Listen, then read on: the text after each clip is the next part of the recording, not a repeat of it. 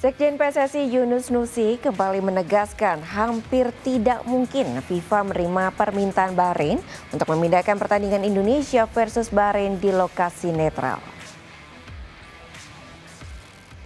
Pernyataan ini disampaikan Yunus Nusi kepada awak media Kamis pagi di Jakarta.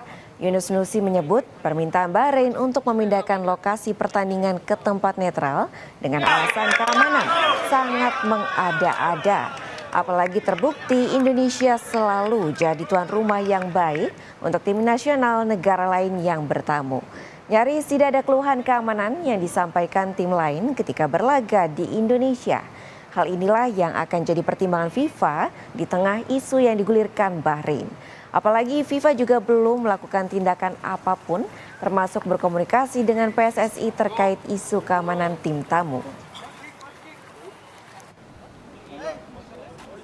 Ketika akan ada respon dari FIFA, sebelum surat itu akan datang, maka mereka harus datang ke Indonesia dulu untuk menanyakan apakah Anda mampu dan aman untuk melaksanakan itu.